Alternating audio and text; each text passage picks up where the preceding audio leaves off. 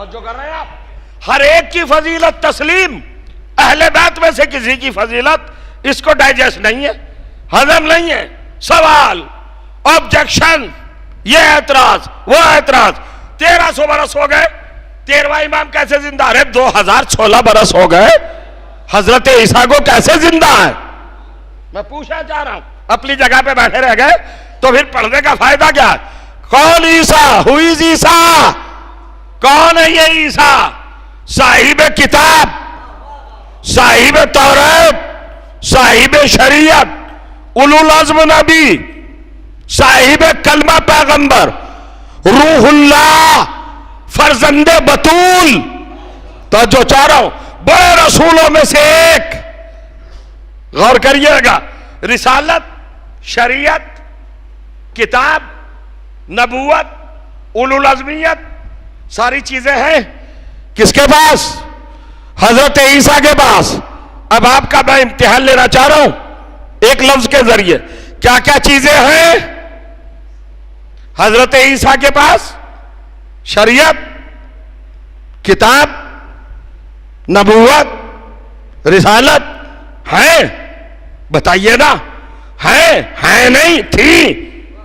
तौरात, गौर करिएगा, इंजील मंसूख हो गई, खत्म।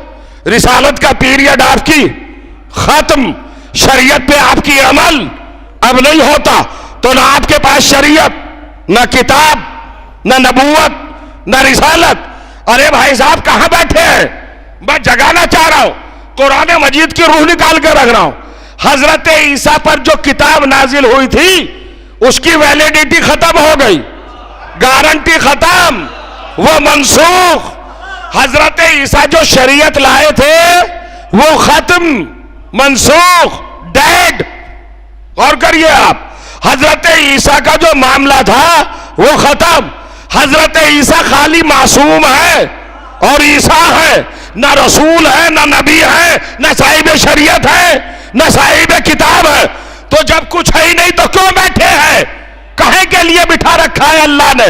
और बिठा नहीं था तो जमीन पे बिठा लेता। और जब बुला नहीं था तो पहले आसमान पे बुला लेता। पहले आसमान का डिस्टेंस जमीन से कितना है साइंटिस्ट भी मुअय्यन नहीं कर सके, अब तक नहीं बता सके टेक्नोलॉजिस्ट और साइंटिस्ट कि आसमान का फासला जमीन से कितना है, ना कोई पहुंच सकता। तो फिर चौथे आसमान का क्यों बुलाया? क्या ये भी मसलहत है? मुझे समझ में ना आता। जब मैंने क़ससुल अंबिया को पढ़ा और मुसलमानों की रवायतों को पढ़ा तो मेरा दिल बाग बाग हो गया।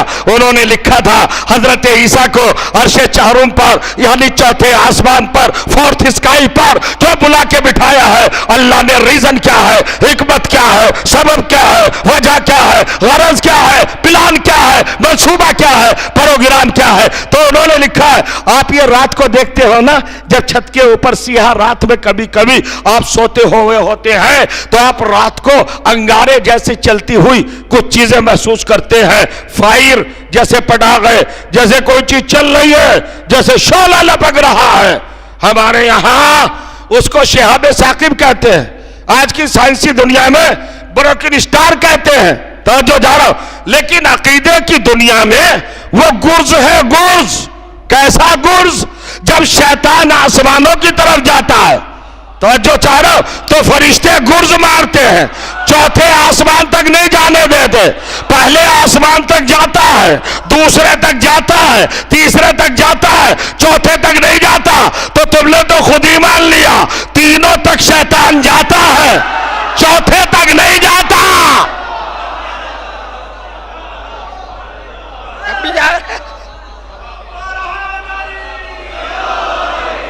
इतना छोटा सा नारा।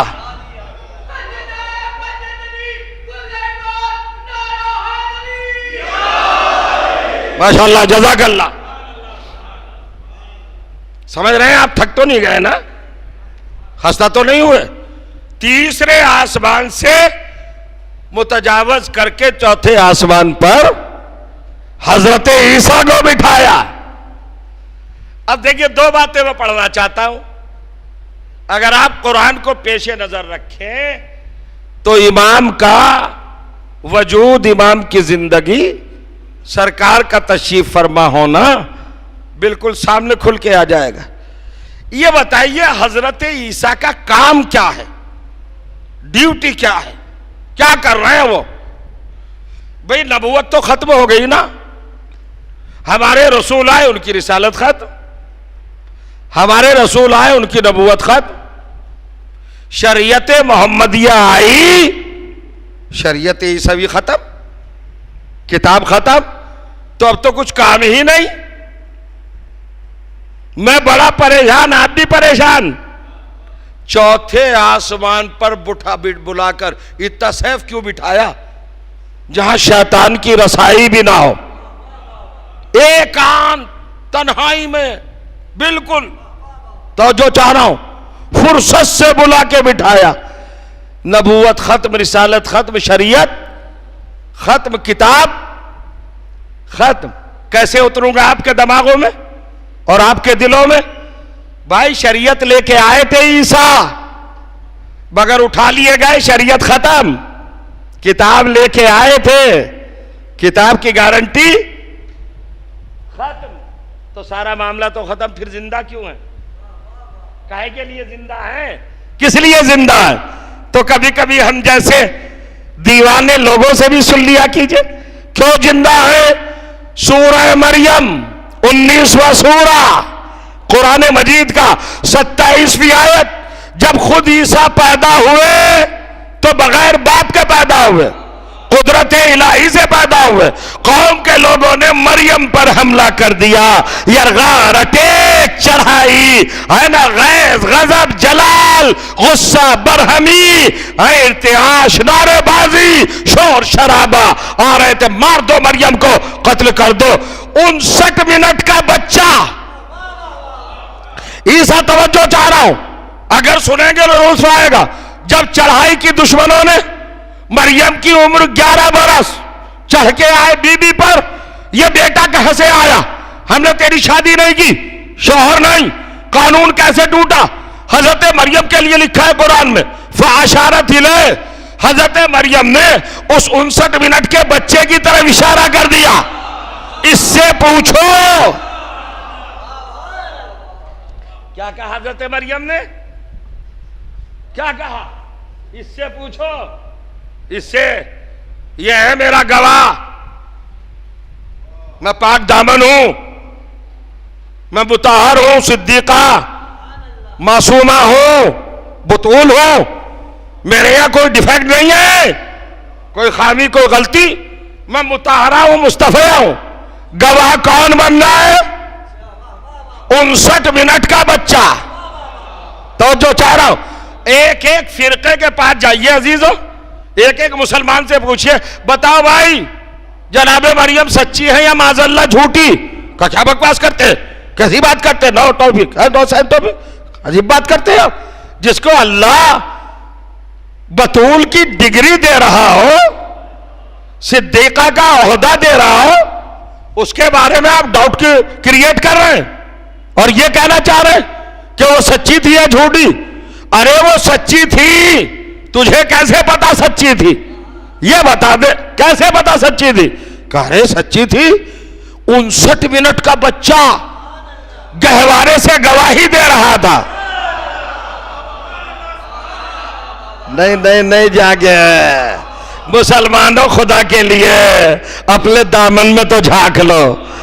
जनाबे मरियम को सच्चा मान रहे हो, किस बात पे सच्चा मान रहे हो? ईसा ने गवाही दी, ईसा ने गवाही दी। ये बता ईसा का और मरियम का रिश्ता क्या है? ईसा और मरियम का रिलेशन क्या है? कौन सा रिश्ता है हजरत ईसा में और मरियम में? का मरियम है मां, ईसा है बेटा। शर्म नहीं आती, हया नहीं आती? गौर करिएगा, यानी मरियम का 59 मिनट का बच्चा, बेटा, सगा बेटा, अगर गवाही दे तो तुम सच्चा मान लो, और फातिमा के 2 बेटे गवाही दे।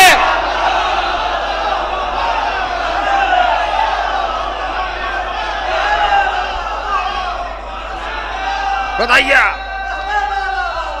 अबे कहीं तो रुको ना।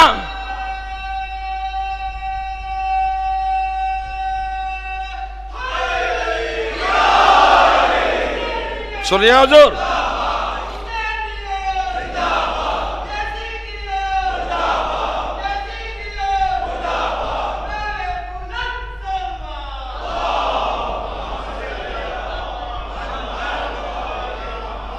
अब हम क्या करें, जरा महसूस कीजिएगा। हजरत आदम से लेकर